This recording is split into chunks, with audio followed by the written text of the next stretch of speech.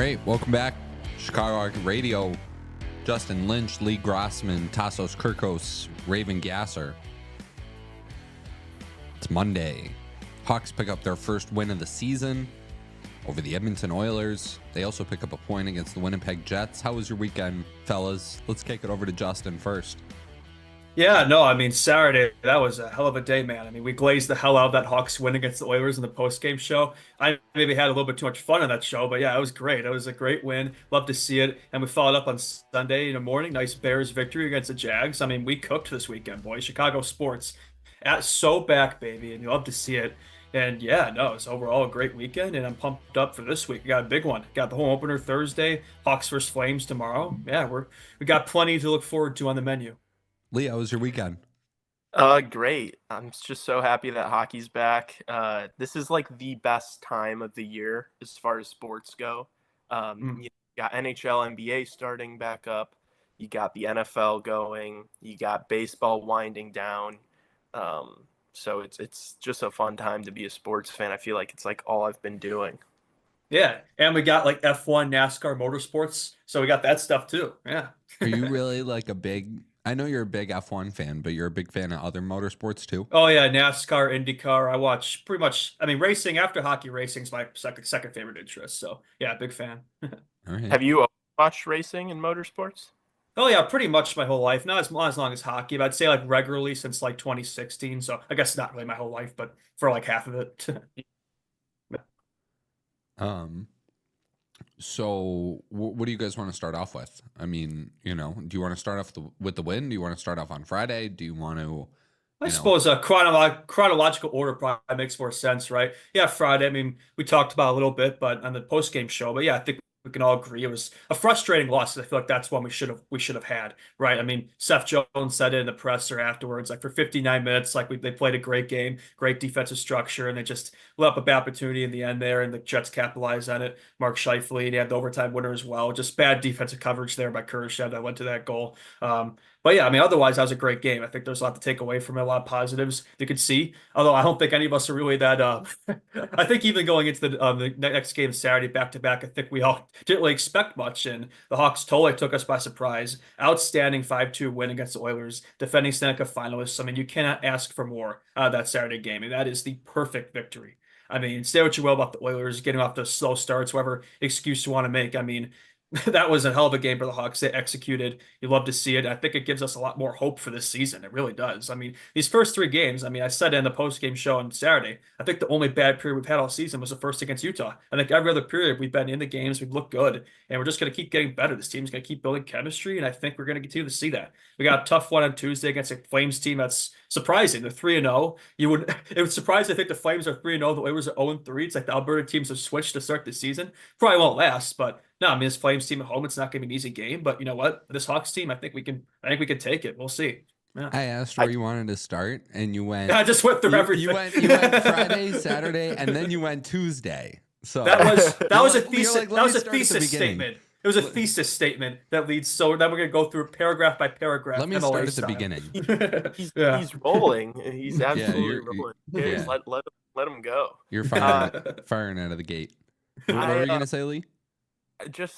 I said it on the podcast last week that this first couple months does not count. It's not real. Like that's so not true. I mean, the standing looks pretty real to me. I mean, you saw what happened with Edmonton last year. Like, I'm not saying that it's unimportant. Obviously, every single game's important, but you see teams that are good play horrible and lose to bad teams at the beginning of the year. You saw it last year. Like Anaheim looked great at the start of the regular season. Phoenix too was amazing at the start of the regular season. It's the good teams show they get so much better over the regular season, and towards the back half is when you start seeing teams like really play to their true identity. Edmonton looks slow. Yeah, because I think that happens with all the good teams. Like even Florida, like they lost to Ottawa the other night. They won today against the Bruins. But I just think that the beginning part of the season, obviously anything can happen in the NHL on any given night. But the beginning of the regular season, that is 10x. And bad teams can beat good teams way easier than they can at the end of the regular season. I think it's tough for a team like the Oilers too, right? Because like they were playing hockey till June, Stanley Cup, right? So maybe there's a bit of hangover there. Maybe more so hangover, maybe it's more so for the Panthers. But Oilers too, I mean, that's a lot of hockey and shorter off season. So it would make sense for a team like that to get off to a slower start. And we saw that last season as well. So I wouldn't really be worried if you're an Oilers fan. Like I think probably you could say you haven't got the balance and stuff. Have they looked good? No, but it's like they also haven't had the finish, and now it'll come right once McDavid and Draisaitl starts cooking. Like they're gonna start getting those wins. So I don't think there's really cause for worry there. I will say on the point you made there, I could definitely see us being like this year's Ducks, right? Like first couple months we look great, and then all of a sudden, like December, January, we just fall off a cliff. But in regards to the Coyotes, though, I do think their situation was a little different, right? Like they looked good for a longer portion of last year. It was really, I think, like I want to say like February when the relocation rumors started hitting of Utah, and that was kind of when their game kind of fell off. I think it's fair to say that was probably a distraction. And now we see in Utah. I mean, after a fresh start, it looks like looks the same, virtually the same teams looking pretty damn good to start this season. So I think that's probably giving them a big boost. Utah is good. Utah is good. I am making a macro argument. I don't think either of you believe that the Calgary Flames are going to make the playoffs. No shot. But here's what the macro argument for me though is that 2 points is still 2 points, right? And they are the same 2 points today that they are in April. But the teams are so March. Yeah. Yes, that is true. But like they're worth the same. They're worth the same. The points are worth the same. The games are worth the same. Yes, but the level of hockey is not even close. No, that's fair. That's totally fair. It's not. Yeah, and I think with the Flames too. As someone who bets on the NHL every single day, it's so much harder to bet right now than it is in a few months. I think with the Flames too, like what's helping them right now is the fact that they have zero expectations, right? It's probably the same deal with the Hawks too. Like nobody's expecting us. You said this, like nobody's expecting like these Hawks Flames teams to be good. So you come fire out the gate, guns blazing. Teams are kind of maybe not really take you as seriously as they should be, but that's not going to be the case later in the season, right? But in terms of the games not counting, though, I mean, if you could build yourself enough of a gap, get off to a good enough start, Thanksgiving break. I mean, if these teams were in the playoff picture Thanksgiving break, I mean, it's not totally out of question that they could make it. I mean, is it likely? No, but I mean, we've seen it. It's always that break where it's like if you're in the mix of Thanksgiving, like that's a good chance that it's legit, and that's a team that has a chance to make it. So, but we'll see. I would love to know. The Hawks only have one win, I should say. U.S. Thanksgiving. Let's pump the brakes a little bit. The Hawks have one win. I know. I'm just being fun. I know. Yeah. But you're just having a good time. Yeah. No, I just like where was Edmonton at Thanksgiving break last year? Well, they took forever because I think they start off 3-9-1. They had fired Woodcroft, replaced Knobloch, but Thanksgiving break, I think by that point they probably just started turning it around, right? But they're probably still a bit below 500. Didn't matter if I at had all. to guess. What's up? It didn't matter at all. Yeah, I mean that's one example. I mean there are plenty of other examples where they would show a difference. Yeah, you can't do that all the time. You can't do that all the time. Obviously, and expect it for the best teams like how many teams actually this is a good segue because I think I have like 4 or 5. How many and I think it's less than last year. How many teams do you guys actually think can win the cup this year? Maybe I think it's less than last. I think it's like maybe give me a 5. Second. Give me a second. Yeah, actually, take a look. I think this. I think it's closer to 8. I think all 4 teams that were in the conference finals last year, maybe add in a couple more. Let's see. Who would I add in there? It's actually a good question. And don't just say this is a good team. Think about winning the playoffs. Winning the Stanley Cup. Yeah, no, that's a different question. Yes, I know the New Jersey Devils are good. I don't think they have enough defensively. I don't think they have enough to win the Stanley Cup. They're still unproven, I feel like. I think the Devils can win the Stanley Cup. What about stop it? When have you seen a team go from nothing, like not making the playoffs last year, to a Stanley Cup? They made the second round like the year before that. Year before. It was the year before. I'm confident they're a playoff team, but I don't know. Cup is asking for a bit of a turnaround there. Yeah. I say Dallas. I say the Rangers. Edmonton. Florida. Florida, Yeah, of course. yeah, for sure. Florida. After that, it gets tricky. Those are your four conference final teams. Right. After that, I honestly don't know. After that, I have Vegas on my list. I'd put the Leafs over Vegas. I have the Leafs on my list too. I don't know if I don't think Colorado is anymore. I think the depth they have. No, They have top no. end talent, but I don't know if they're a cup like I have, first, I have second New round. Jersey over Colorado for sure. as Yeah, far as probably around winning a probably cup. in the same area, probably. The I think goaltending is so much better. people need to stop overrating Colorado. Like they are in trouble right now. I don't think anybody's overrating Colorado right now. I think everybody's kind of aware of what's going on. I think putting them top 3 of the Central is overrating them. Yeah. Yeah, but who jumps ahead of them though? Anybody? Nashville. Yeah, I mean Utah could the way they've started. Yeah. Yeah. Literally anybody besides the Blues or the Blackhawks. I don't think the Wild would either. I think they could. I think the Wild are massively underrated. I think if you look at they have a deep mid. They have 4. Yeah. 3 goalies never works. Minnesota Wild. Yeah. That too. But I mean seriously, so what? 4 or 5? I mean Vegas losing Marchessault, like they lost at the back end too, like Vegas, no, they're looking good, dude. Ivan Barbashev's been really. Jack Eichel looks like a beast to start the year. They've been relying on a lot of comeback wins though, like the Blues. Mark Like, is that sustainable? I don't know. Yeah. They have to look at right now predicting like the first the first 2 months don't mean any. I disagree. It's about the roster. Is the roster good enough? It doesn't matter how they perform for the first couple months of the season. This feels more like NHL talk right now than Blackhawks talk. We did NHL hour. Yeah. I don't know. I think some of these teams are struggling. I think the answer is like 7 teams that could win the Stanley Cup, really, truly, right now. So then who else? Sorry. So you had those 4, then you had Toronto and Vegas. And New Jersey. Yeah. I don't think Vancouver can win the Stanley Cup. I think some people think they can. I think it's a little early to say, right? Like it's easy to say these things now, but it's like we won't really have a full idea until another month or so. New Jersey though, they have to get through to win the Stanley Cup. They're going to have to probably get through Carolina and the Rangers, and then either Toronto or Florida. Those teams are going to beat up on each other a little bit, though. What? Those teams are going to beat up on each other a little bit in the playoffs, though, in the early rounds.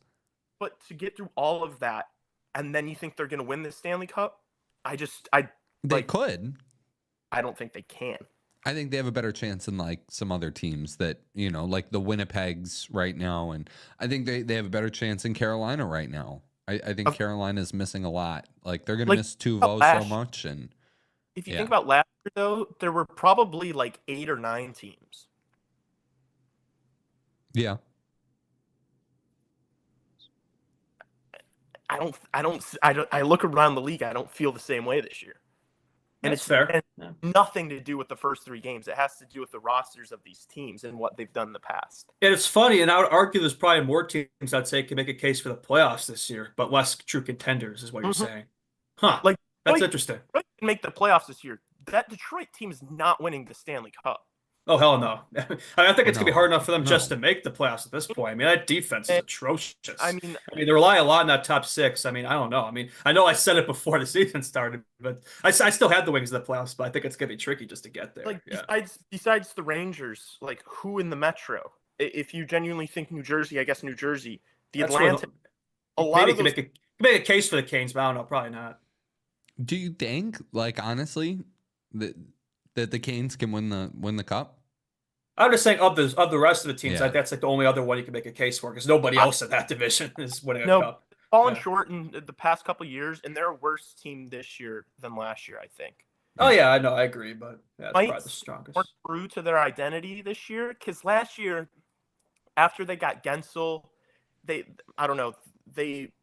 didn't completely change their identity, but I feel like subconsciously it was like, oh, now we can fucking stand and bang and trade goals with any team in the league, where before it was just like they wanted to win every game 2-0. Yeah, what about Tampa, Boston? I wouldn't say those are cup Nope. contenders, but I definitely would say neither of playoffs, them. probably. Yeah. Not even close. Boston has no forward depth. They have David Pasternak and a 38-year-old Brad Marchand. It's Boston though. They'll find forward depth. You know, like they sign Elias Lindholm looks good, and Matt Patras looks good, and you know, Regular, but these guys are not going to do it in 3 rounds in a row in the playoffs. yeah, that's fair. In Tampa, I mean, they've been so reliant on that power play, and Vasilevsky's a year older. Like, why? You know, I didn't take them serious last year. Like, I hammered the Panthers to beat them last year, and they won easily. I don't know. Do you think they got much better? Like Gensel, coming in after losing Stamkos. I don't know. I don't think it makes them that much better. And it's like these teams might be good during the regular season, but that's so different from winning 3 playoff series. Yeah, no, that's fair. I like how we're just combining an NHL hour and a Blackhawks hour today. We're just doing it all in one. It's a good intro for the week. Yeah, It's a good. that's All fair. right, here we'll Yeah. segue. All right, so let's segue. The Blackhawks wrap up 4-game road trip tomorrow night against the Calgary Flames. Coming off their first win of the season, like we said. We're gonna kind of see what's going on. I mean, Connor Bedard and co. walking into Cowtown. Thoughts? The Flames are 3-0. Talked about them a little bit, but they're getting it done by committee. Everybody's kind of stepping up right now. Huberdeau had a good game himself, and Connor Zary had a sick overtime winner in the first game, and this is a good team. You have 28-year-old Justin Kirkland scoring his first NHL goal yesterday, 10 years after he's drafted, which is awesome. But what are you guys thinking about tomorrow's matchup? Well, I'm just looking forward to finishing up this road trip and finally getting home. Yeah. I miss home, man. We're always starting us off with these road trips. I can't remember the last time the Hawks actually started the season at home. It may have been that 2018 or 2017-18 season when we blanked the Pens 10-1. Could be wrong about that, but that's what comes to mind. But no, in terms of this matchup, it's like, I think before the season started, you might not have thought this one's a barn burner, but right now it sure as hell looks like one. I mean, these are two teams that are, especially the Flames, that are exceeding expectations so far, and I think it should be a fun matchup for sure. It'll be a tough one for the Hawks again, and away team here against the hot Flames team. But I think if anybody could handle their first loss, why not us, right? We're all pretty much the same lineup with one exception. They've scratched Donato and put in Craig Smith. Lucas Reichel is still a healthy scratch. We're 4 games into this Blackhawks season, and Lucas Reichel is still a scratch. I think that is very telling. Very telling. Like, it's no more, I don't think it's exaggeration to say anymore. The Hawks they don't appear to have a plan for Lucas Reichel. Like, they really don't. What is the plan here? What is just sitting on this entire first week? What's this accomplishing right now? It almost makes me. They should play him and trade him. Yeah, I think that is the plan. Because, like, if you want to trade him, then his value is not going to be great if he's just sitting. Although maybe they're worried if they do play him, he gets hurt or something. I don't know. Or maybe he doesn't play well, and that just makes his value go lower. But I can't imagine it's helping. He has no value now. He has no. Yeah, I know. That's exactly. You are throwing his value out the window by scratching him every day. So that's my point. Like, what is the point of this? What's Richardson's game here? I know we had a great game against Edmonton. So it's like, who do you take out? But it's like he did make a change. He put in Craig Smith over Ryan Donato. So why is Craig Smith getting the lineup over Lucas Reichel? Why doesn't somebody like Joey Anderson or Mikheyev, who's been terrible, why doesn't he get scratched? I mean, he's had opportunities to bury the games empty netters and not been doing it. So, like, I don't know. Like, I think Reichel has he been that bad in practice where it's like they're just like, oh, we're just not going to put him in? Like, I don't get this. I really don't. I was Kyle Davidson. I would pull out my phone and tell Luke Richardson that he has to fucking play him, because you just gave this guy a contract. I don't care if it was just $1 million. You gave this guy a contract in the offseason, and he's not playing a single tick. What are we doing here? Doesn't make any sense. Yeah, you're not building his confidence. You clearly don't trust him. Why did you sign him? Yeah, it's like I do think there's maybe a bit of a disconnect between Richardson and Davidson here, because I can't imagine. I'm not Kyle Davidson. I'm not going to claim to know him better than Luke Richardson, but I cannot imagine that Kyle Davidson is enjoying seeing Lucas Reichel healthy scratch his first 4 games of the season. I mean, it's ruining any chance of him, breaking out this year and, solidifying himself as part of this team, which at this point, think the chances of that happening, unfortunately, are pretty low, and it's probably is more likely that he gets shipped out. Maybe that's early season overreaction, but I think giving up on him this early after a couple bad preseason games seems pretty premature to me. I mean, I know he had a bad season last year at a bad camp, but this is still a young talent who's shown glimpses and flashes in the NHL level that he can perform at every level beforehand. So I think you got to get him in there, get him with somebody like Anthony Ciu, and give him a chance. I mean, because right now he's not getting that chance. I know he looked great last game, but I don't understand leaving him out of the lineup yet again. In the whole opener, I'd be surprised if he played in that. I mean, that seemed for a first game. I don't know. I mean, it might be a while until we see him yet, which is. And the thing is, you can't really send him down either, right? Because he'd have to clear waivers and somebody could claim him. So because he's off that entry level contract now. So I think it's a one-way deal, if I'm not mistaken. So it's a tough situation. I just think I Sorry, think go. with Reichel, the issue is you have these players that are like NHLers. Mikheyev has no finish, but he, does a lot of cardio out there, and he's out Go there. the forecheck. He has cardio. He hasn't. He gets his exercise. It is a lot of cardio. It is a lot of cardio out there for sure. But he is all over the play, and he looks like he's effective. There are times when Lukas Reichel goes out there and he doesn't even look like he's effective in any sort of way. And Mikheyev has some defensive responsibility too, and so do a lot of these veterans like Craig Smith, and Ryan Donato doesn't as much, which is why I think Smith goes in for Donato. And my thought is just you have so many veterans, and it feels like you got to put in some of these young guys to learn from the veterans. Like, is this all for 98 to learn just from all of these guys? Like, you don't really have any other young players in the lineup besides Vlasic and Nolan Allen or Wyatt Kaiser, whoever you're putting in. My favorite rebuilding teams are the ones that scratch, the 22-year-old prospects in favor of 36-year-old, Pat Maroon, which I he's been playing decent, but it's like it doesn't really make a whole lot of sense to me. And that's the other thing. Nolan Allen, why hasn't he been playing? This is gonna be the third consecutive game that he's scratched. Like, if you're not gonna play Nolan Allen, your young defenseman, send him back to Rockford. Bring up Isaac Phillips or Louis Crevier. They could be the seventh defenseman. But for Nolan Allen, I don't understand what just leaving on the bench is gonna do for his development. I thought he looked really good that first game, and I don't think why is he in the lineup over somebody like TJ Brody who's been kind of bad? I don't know. It doesn't make a lot of sense to me. I think sending him back to Rockford will make a lot of sense if we're not going to play the guy. I don't know. It does worry me though. Back to the disconnect between Kyle Davidson and Luke Richardson, because it's like, what do these guys want? What does Richardson want and what does KD want? It appears to be, to me at least, it seems like maybe different things. Yes. But at the same time, KD did do it to himself. Like, we know we have all these prospects, so maybe his mentality was that he was going to keep all these guys in Rockford for a year, because we couldn't really do that last year because the team was so shallow with talent that we kind of need these guys to play. Maybe if that's what KD wants, then I guess it checks out. But why would you bring in all these players, all these veterans, if you want the young guys to have opportunities this year?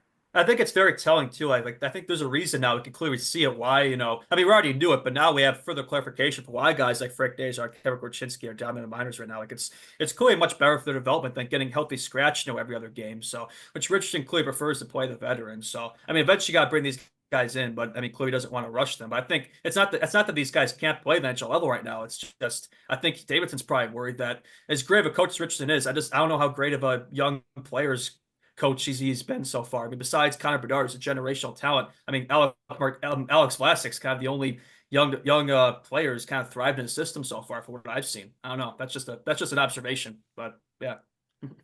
I just think Reichel has no defensive awareness. He doesn't have much offensive consistency.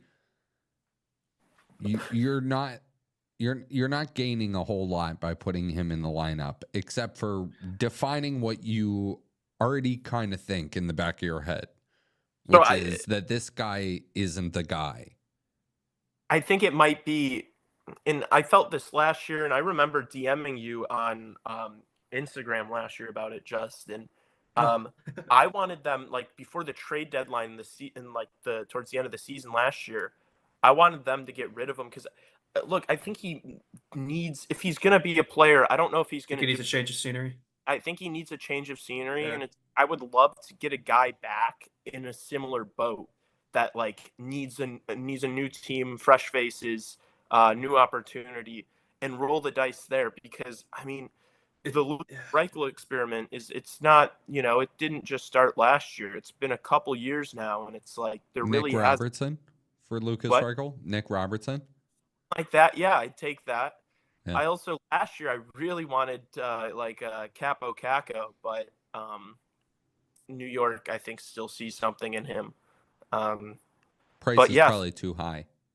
yeah, which it shouldn't be, because he doesn't really do anything on that lineup, like in that lineup. Like I know he's pretty solid, I guess, two-way, but it's not like he's taking like penalty kill one unit like time, I will and say it does suck to see this with Reichel too. Like it does look increasingly likely it'll be our next like Kirby Duck, but like except in his case we're able to get Frank Nazar back in return effectively, draft pick. But yeah, I mean with Lucas Reichel right now, it's like we're you're not getting anything back right now. So it's like you got to play him. That's the thing, right? And it's tough because that's yet another first round pick, that would be failed in this organization. 2017 Yoki Haru gone, 18 Boquist gone, 19 Doc gone, 20 Reichel gone. So that's not a great trek. It's like, yes, not every player is going to work out, but this isn't just any player. This is a first round pick. I mean, before Bedsy arrived, this was your top prospect in the organization. I think the Reichel experience shows that this is a learning curve for this organization. What we're going to do differently with Frank Nazar and Oliver Moore that we didn't do with Lucas Reichel. Like we got to learn from this, right? Okay, one player failed, fine, but it's like we're not going to repeat the same mistakes with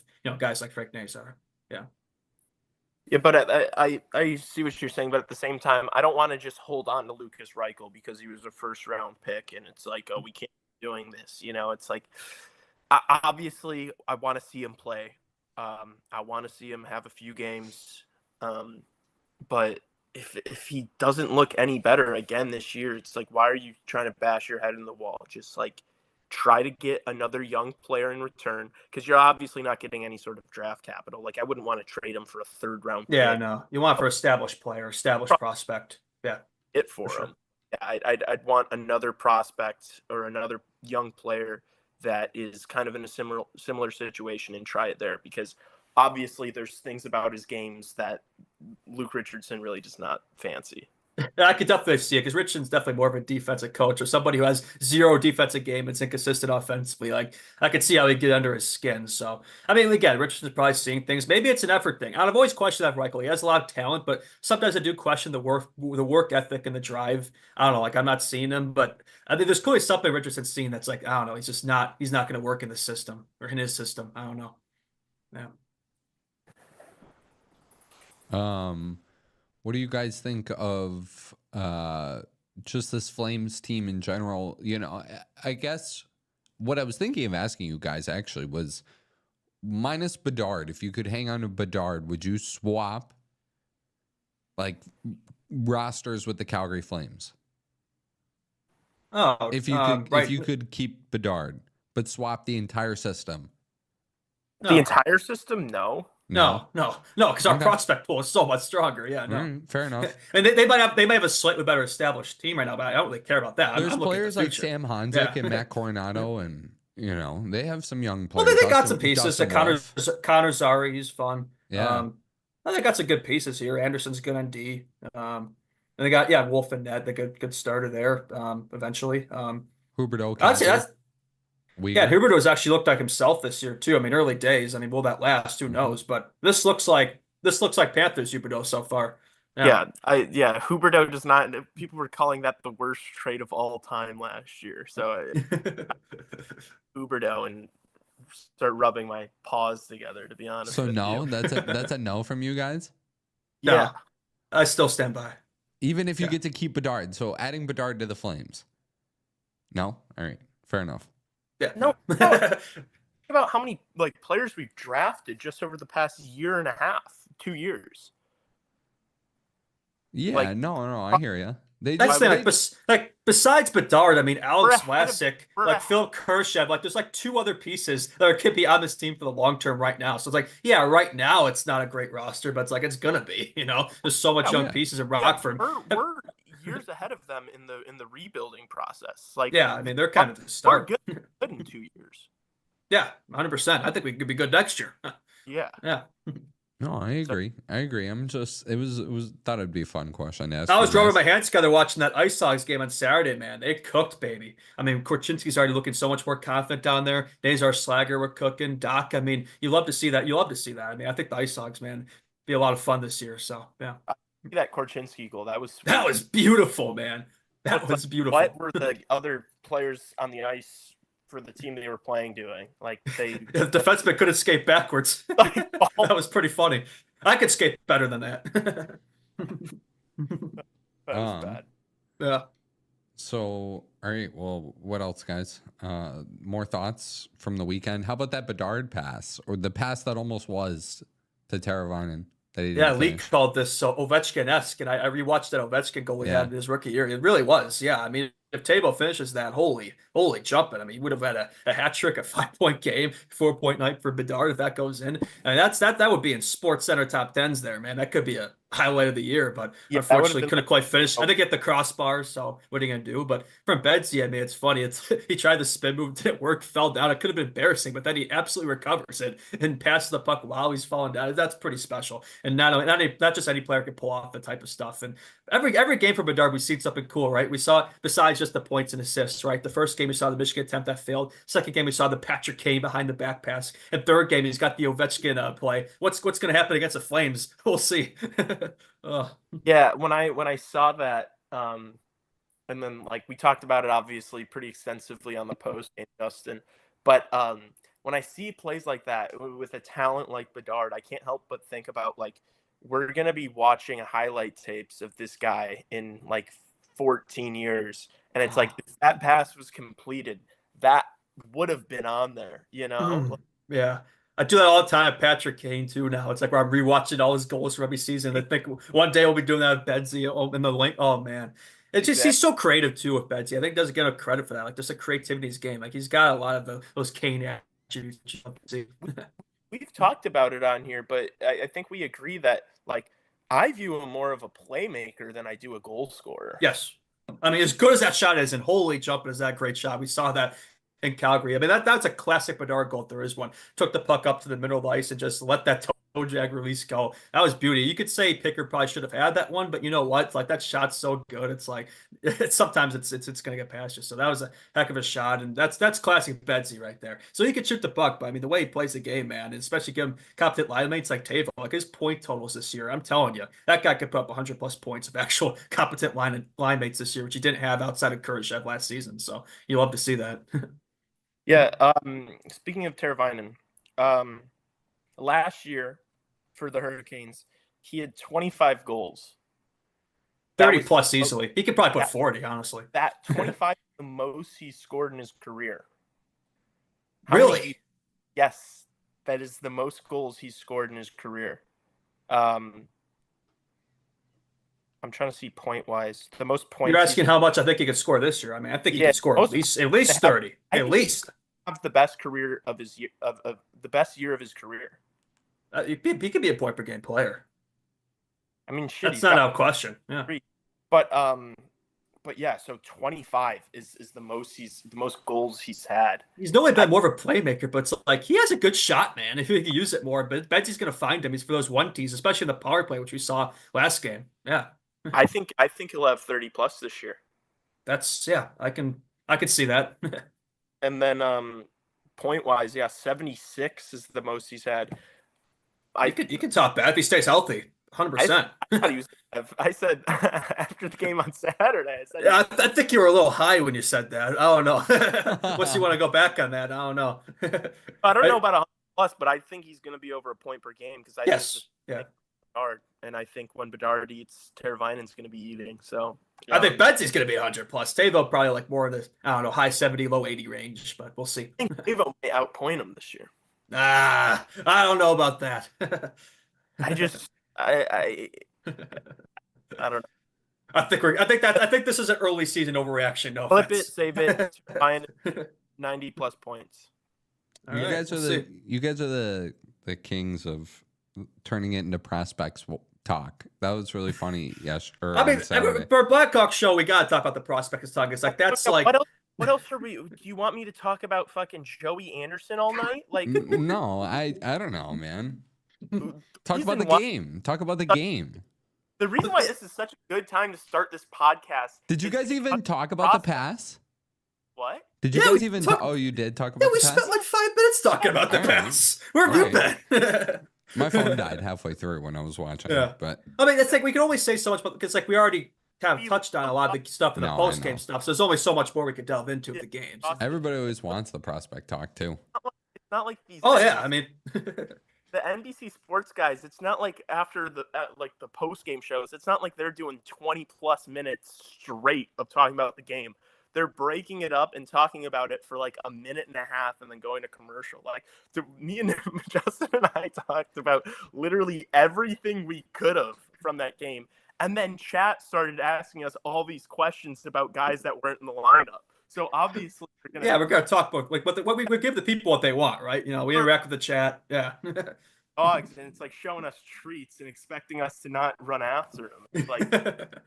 All right, well then finish up the prospect talk now, or was it over? I think it was over. I don't have much more to say. Everybody looks good down in Rockford to start. Yes, yeah, that's the takeaway. Yeah, cool. I'm not wrapping up prospect talk until like 2027. Actually, one more point. How about those Ice Hogs alternate jerseys? Those are pretty slick. The black, the screw going through the that's pretty. Those are pretty nice looking jerseys there. Are they? Have you seen them? No, they're pretty cool. I think they're alternate jerseys for this year. Yeah, they're pretty nice. We should get some. Yeah, just get that jersey collection up like the hockey guy. Mm-hmm. If we have any listeners out in Rockford, we'd love to know where to get jerseys like that. Yeah. All right. So, any expectations for tomorrow's game? Like, do you guys? Oh yeah, let's go through predictions. Yeah. Yeah, I'd say I'll be positive. Yeah, I say we take both wins in Alberta. We own Canada. I mean, I know we lost the game against Winnipeg, but yeah, we own Alberta. I'll say we take. Let's see. I'll say it's going to be a high-scoring affair, and we win 6-4. Yeah.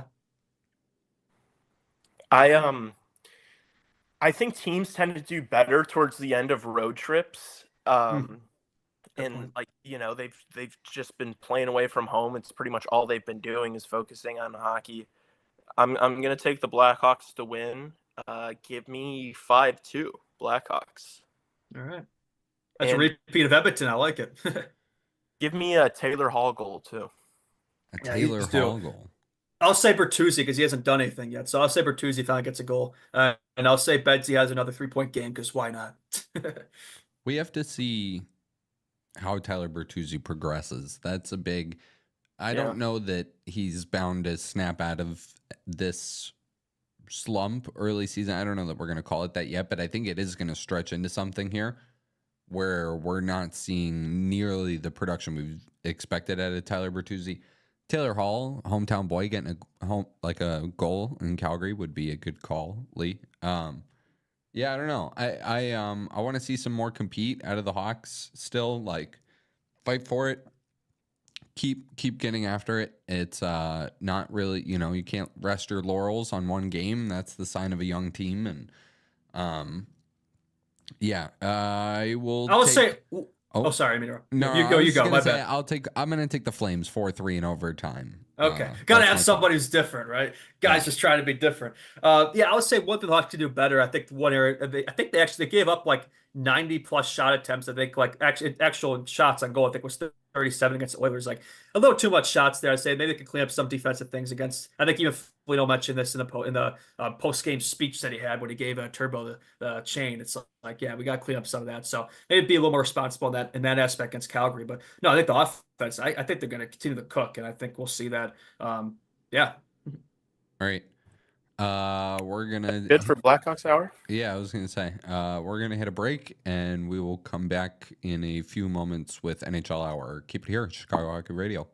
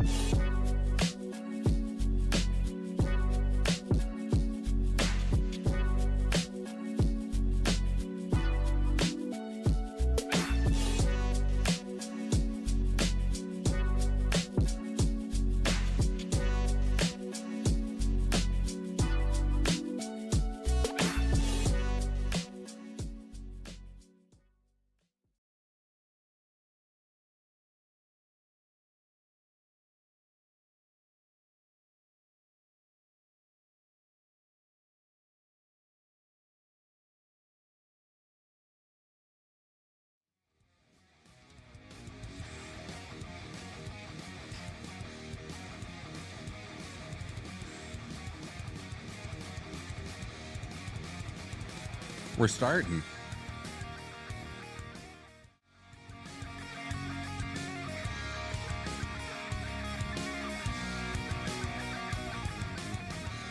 All right, welcome back. Chicago Hockey Radio, NHL Hour. Lee Grassman, Justin Lynch, Tassos Kirkos, Raven Gasser on the production side of things.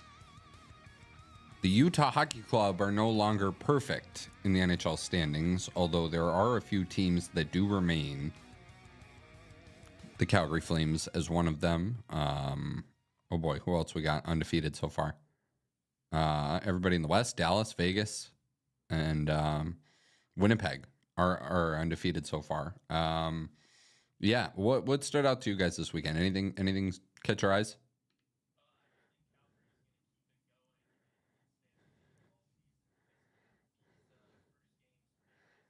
Oh my God. This guy.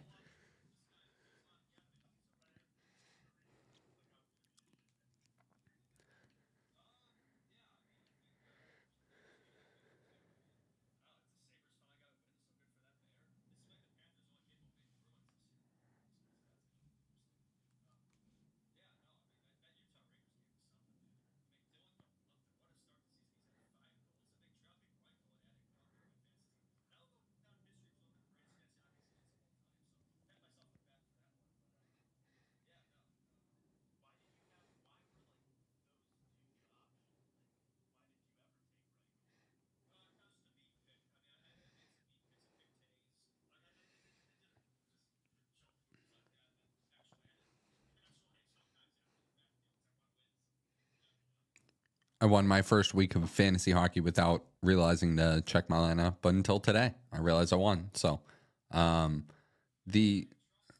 I know. The Dallas Stars with back-to-back shutout wins. The Vegas Golden Knights keep it up. I don't know. What do you guys think about some of these undefeated teams so far?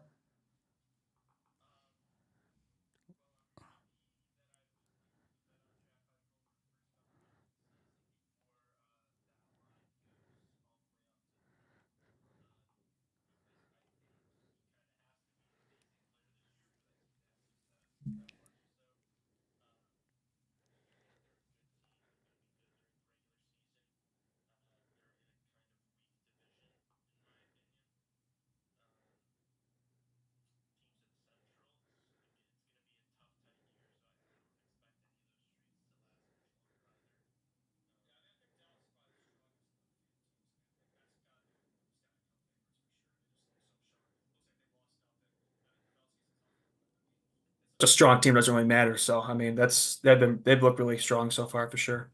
Yeah. What do you guys think about some of these teams that have, been pretty good, like the Seattles, the St. Louis's, you know? I think absolutely it means absolutely nothing to me, as I stated. Yeah, all right, fair enough. I think it's good that some of these teams are getting wins out of the way early too.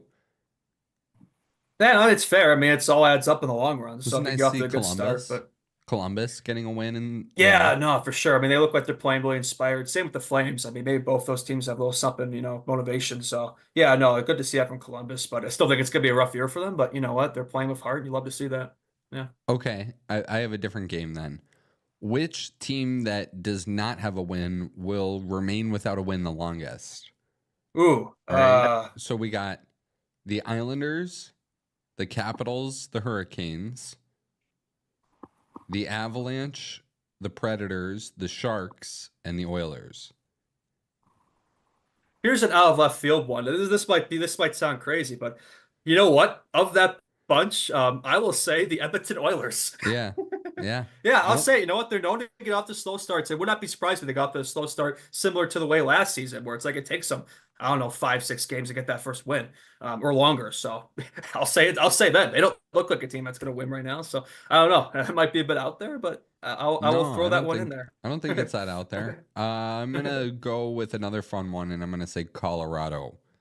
I'm gonna say they're gonna start off on a skid that will take the longest to correct. Sucks over there. It is really bad. It is really bad. Brutal.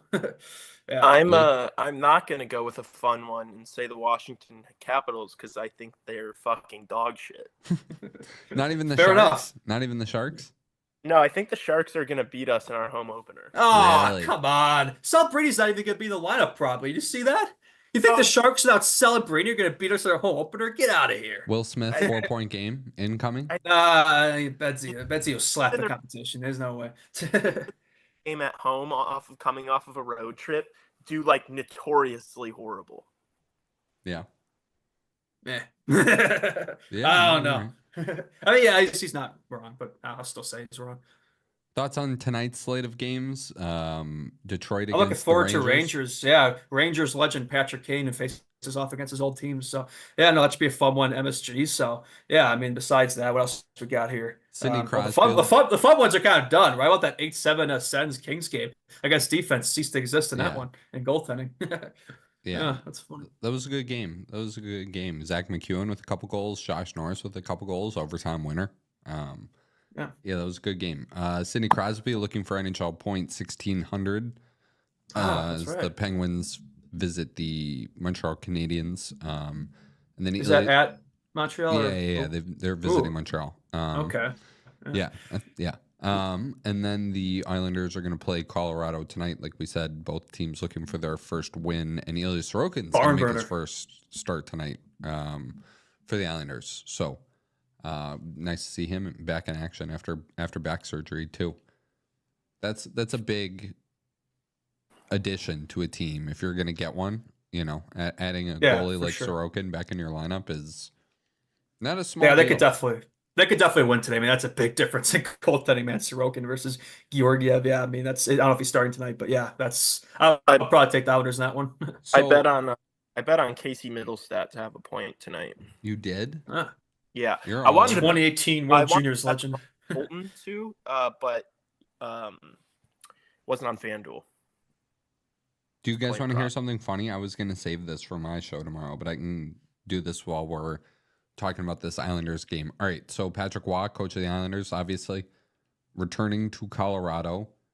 So when he was traded to Colorado in 1995, he was traded for a player, among other players, for one player in particular named Andrei Kovalenko.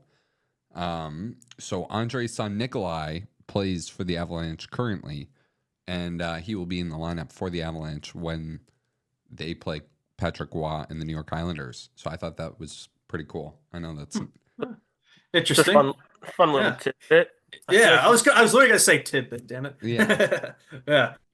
He reads my mind. This guy. Do you think they're gonna Do you think they're gonna share a hug? You think they're gonna? Do you think they'll kiss? Oh, come on now. All right. So no thoughts on these games. You guys are killer analysts. You guys are killer. Yeah, I mean, it's hard to like this early season. Like Lee said, yeah, it's still tough. Oh, you're letting Lee get into your head. All these games matter. All these games Let's matter. look at some of the Tuesday games, right? Because by the time people are listening to this, the game is probably going to be True, over anyway. true. So yeah, I mean tomorrow we talk about Hawks Flames, but yeah, I mean Nucks Lightning. I mean the Nucks still looking for their first win. They definitely don't look like the team they were last year. I mean just to start the season, but being without Demko is probably hurting them. And some of those guys who had great seasons last year off the slow starts, but I don't know, maybe they can get their first win against the Lightning. Bad. Yeah, and they need him to show up this year. Like they need that guy to be, not 80, 90, even more, points this year. Even last year, he's kind of like after he signed his contract. You think some players do that? It's like, oh, once you get the bag, it's like you take your foot off the gas a little bit. Yeah. Goes to the playoffs last season. It's human nature. Yeah, I guess so. It's hard to, what's the saying? It's hard to get out of silk bed sheets or some shit like that. Yeah. That is indeed a saying.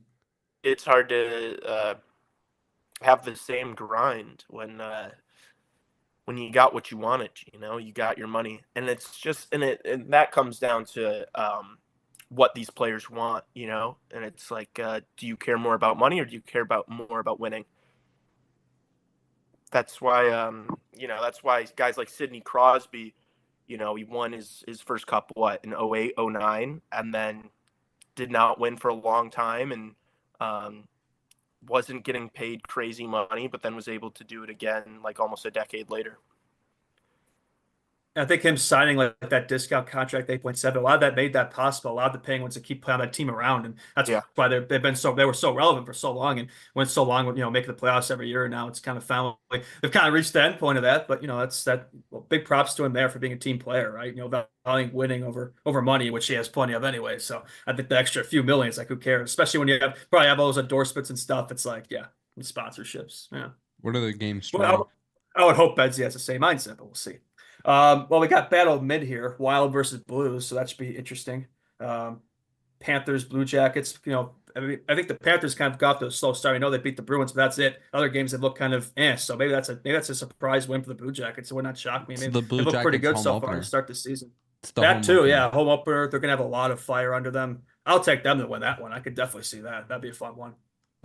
Hurricanes, Devils. Devils definitely, like we said, got off to a really good start this year. Look more like the 22-23 Devils than last year's Devils. Like the goaltending's helped out a lot there. Mark Shrubby's been strong. Hurricanes only played the one game so far, but yeah, I mean that'll be an interesting one for sure. I mean, like that one could go either way, I feel like, but I'll say Hurricanes get their first win. I mean, why not? Predators. Good games we got. Predators, Kraken. Predators will look to break it in the win column for the first time. You also have the Flyers and the Oilers as the late game. Ooh, that'll be a fun one. Yeah, that'll be a good. Why the funnest ones always got to be like the 10 o'clock ones at Eastern? Like, oh, because it's always Edmonton and they're always playing at 9 o'clock. Yeah. I mean, they're always they're a fun team to watch for sure. Even when they suck, they're still fun to watch. The Pacific has a lot of these good young teams. Yeah, they do. The Sharks are must-watch hockey, man. Maybe not when Sabrina's out of the lineup, but when he's there, yeah. I mean, you got Will Smith to watch, Eklund. They got a lot of good young talent there. I mean, that team's going to be a lot more interesting this year for sure. Not that much better, but better enough. I'd say maybe 10 points or so. Yeah. Yeah, I think the most enticing matchup, honestly, for me is the Devils Hurricanes game. I mean, biased, but I think the Hawks Flame one's going to be a barn burner, to be honest. That's going to be fun. Which I would not have thought that, but leading into the season, but I'm pretty excited for that one, but easy for me to say. All right. Oh, can we talk about the Darlene Krebs thing today? Oh yeah, what about that, eh? I mean, that was pretty interesting. I guess they had a bit of a tussle before that, which is what led to that, which we didn't see the context. We did just lose right? Lee, boys. I don't know if you noticed that. So yeah, I did see that. Sorry for the little technical difficulty, but we are now cut up on your guys' 2-person camera. Oh. Okay. Yeah, we are back on 2-person. Sorry. Yeah, that's funny. But yeah, no, in terms of that incident, yeah, I mean, it's like Darlene laid a pretty clean, hard hip check on Krebs and proceeds to beat the shit out of him after that. So I don't know what's up about that. I mean, maybe just two competitors going after it. I know, and again, I know they had a bit of a tussle before that, which we didn't see what led to that, right? We just saw the clips, so then people react to that. But I heard it was a high stick, and okay, Krebs caught him with a high stick, and then he sorry, we which got I think Lee rejoining, but I'm they've made up getting for it, right? distracted. I think they both said like, yeah, it's cool, it's practice. Like, they're competitors, it's gonna happen sometimes. It's not like a first time thing, right? Like you see that from time to time, right? I think the coach Lindy Ruff, like he even said that, like that's just boys being boys, I think was his quote. So I don't know, not too much to read into there, although it is fun to see. And Sabres definitely, it's fair to say, haven't gotten off to the start of the season that they needed. And it seems like they do this every year. They always get off the slow starts, then finally start to play well in the second half, but by that point it's too late and they don't make the playoffs. So maybe they can change that this year, but so far it's not looking much different, to be honest. I know they did get that first win, but that's about it. Lee, welcome back. Yeah, there you go. He's I back. agree. Yeah, I don't know what happened there. A bad connection or something. Now there's two of me in here. Yeah, that's a bit of a trip. Do we chirp you, or do we move on? We move on. No, but how many different people's devices are you going to do this show on over the course of the season? Yeah, he's always doing on something. Yeah. Hey, this is my, my uncle's, so car technician's laptop. I don't know. I think it's better to do it on somebody's device than to not do it. Okay. All right. Yeah, okay. That's fair enough. I'm Mr. Consistency over here. Yeah. Mr. I've got I'm in different places, I can't control that all the time. You could bring your laptop with you, brother. Dude, I still don't even have a working charger for my laptop. Oh, if only there were a solution to that. Yeah, we gotta get on that, bud. Yeah. What I'm gonna do about that. I would say, I know this is NHLR, but there is one Blackhawks related thing I wanted to bring up that we missed in the Blackhawks portion. Richardson's quote of why Reichel now are scratched, I think is fair to talk about. He says, we're playing really well as a team right now, so there's not a lot of changes going on. There's not a lot of guys that are banged up, so you got to bide your time and wait. I'm sure at some point we might have to have a discussion about a plan for the beginning of games, whether it be here or down below, but we haven't really come to that point yet. I mean, to me, that just seems to be dodging the question, right? It seems like it's kind of status quo, like these two probably aren't going to get in the lineup anytime soon, which is a bit of a shame. I think that, that rationale maybe makes sense for a guy like Allen, but like you got to send him back to Rockford. But for Reichel, I don't think that makes a whole lot of sense, to be honest. So kind of just clarifies what we speculated in our talk. And yeah, I don't know if you guys have any additional thoughts there, but that doesn't really make a whole lot of sense to me. Yeah, it's if, as we were just talking about it, like it's not a good quote to read if you want Lukas Reichel playing on this team. Because yeah, no.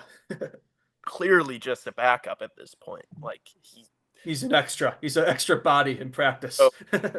Play.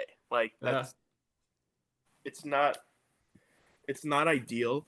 But it obviously shows how Richardson feels about him, which is a shame. Yeah, it does. I don't know. I saw people on Twitter talking about like why don't you just move on at that point? And I guess that's kind of how I feel too. Yeah, one day I aspire to be as much of a hater of someone as Luke Richardson is of Lukas Reichel. It's clearly something, man. This guy is not a fan. Before we wrap up NHL Hour, I have a question that I would like both of you to answer. Fire away. Oh boy. How many, and if you can think of them, name them, how many players would you rather have on your team over Sasha Barkov? Over Sasha Barkov. McDavid, McKinnon, Matthews. I mean, I would say Crosby a few years ago, but not now. I would say who else? Kucherov. Is it just forwards or any players? Any player. Makar. Let's see who else. Fox. I don't even know. I'll say Fox. I think he's kind of underrated, actually. You'd rather Adam Fox over Sasha Barkov? That might be an out there one, but yeah, you got some defense. But you can't just have Makar here. Let's see who else on forwards. No, I don't know about Kaprizov. I think Kaprizov still has so much more untapped ability, though. But Jack. No, not Eichel. Not Eichel. Tuchuk. I'll say Tuchuk. Who else? Pasta. No, I have to actually take Barkov over Pasta. I might be an out there one, but I think just his two-way game, what he brings there. I mean, I'd have Barkov over him. Panarin. No, not Panarin. I know he puts up the totals, but no, I think he's just a more complete player. And Barkov's the type of guy you want in the playoffs, right? I mean, we've seen that. As good as he is in a regular season, like that is a playoff player. Reminds me a lot of like Jonathan Toews, a two-way acumen. He's going to win Selkies. There's no question. Now that, especially now that Bergeron's gone, that might be his trophy. He's going to own that. So I know he's out for a couple Do weeks you here. think he's so. a top 10 player in the world? Top 10? Yeah, I'd say probably back half, but yeah, top 10. Yeah. Yeah. What about you? Yeah, I would say he's a top 10 player. About the same list as Justin, more or less. Would you take Adam Fox over him? I don't know. I don't think I said Leon Draisaitl, but to be honest, I don't think I would take Draisaitl. I would take Draisaitl. I actually don't know if I would have Draisaitl on my team over Barkov, to be honest. I don't know if I'd take Austin Matthews over Sasha Barkov. Yeah, that's a debatable one too. Like Draisaitl puts up so much more numbers, but I just think I don't know, like what the tangibles that Barkov brings in addition to that. I don't know. I think he probably gets a bit of that from McDavid too, whereas Barkov doesn't. But that's fair to say. Yeah, I don't know if I have more than 5 players I'd rather than Sasha Barkov on my team. How much did I name there? I kind of lost track. I don't think it was 10. No, it was like 6. Maybe it wasn't. So, but also Yeah. just the fact that you said Adam Fox made me think of like, what about Quinn Hughes? Like, yeah, I was thinking that too. I would probably take Fox out of there, to be honest. McCarr is probably the only D-man I'd have over him. Yeah. okay. I just he got injured the other day, and I was like, damn, that's a loss. Chuck's out the lap too, right? Both those guys are out like week to week, right? So that's tough for the Panthers, man. That's yeah, that's rough. Yeah. But those guys may be a bit banged up from playing all that hockey. Maybe there's a bit of a hangover there. I don't know. All right. Yeah. What else, fellas? A couple other injuries. Spurgeon, Eriksson Ek, Celebrini. We talked about Celebrini a little bit. Celebrini's a shame, man, because you want to see him in that Thursday. I mean, that whole opener would be absolute cinema, Celebrini versus Bedard. So I don't think there's any shot I'll be back for that, though. I think it's 1 week to when he was hurt, which is Thursday. So I guess he could get activated that day, but probably not, right? So we probably won't see him, unfortunately, which is too bad. Yeah. Any other thoughts, Lee? Any final thoughts? We don't know who's starting for the Hawks game tomorrow, right? Like they haven't confirmed whether it's Mrazek or Soderblom. No. I didn't see anything about it. No, I just realized we didn't mention that in the Hawks thing. It'll probably be at the morning skate tomorrow. Yeah, we'll probably know then. Sorts of NHL stuff. What else is there? Any more interesting games this week? Let's see. I think we've kind of talked about most of them. So yeah, I don't think I really have much more here. Yeah, we'll be putting out content 6 straight days this week too, considering the Hawks played Tuesday, Thursday, Saturday. That's right. Yeah, there we go. Yeah, so you'll be hearing a lot from us this week as well. So we'll be right back tomorrow after the Flames game, and then Wednesday, Friday we'll have Lee in studio too. So nice. Yeah. All right. That's gonna do it. NHL Hour. Like we say, subscribe to this YouTube channel if you're watching right now. If you're listening, please hit the 5 stars, regardless of the platform you're on. It helps either way. And click follow, leave a comment if you can. We'd love to hear from you. Follow us on Chicago Hockey Radio on Instagram, and message us if you have any questions. We'll answer them on Fridays. So that's the also spiel. For those who follow us on YouTube, make sure you put the notification bell on, because we do go live after every single Hawks game. So yeah, gotta bump those numbers up. When just so you know when we're live, it's normally like 15 minutes after the game. And it's fun. We got people in chat. Yeah. That was a lot of fun on Saturday. I enjoyed that. It's a lot more fun after wins than losses. After losses, it's just like, shit. But after wins, it's like you're pumped up, you're fired up. And yeah. So who's doing it with me tomorrow? I think I am. Okay, cool. There we go. We will see everybody Wednesday on the pod. Catch you then. All right. See you.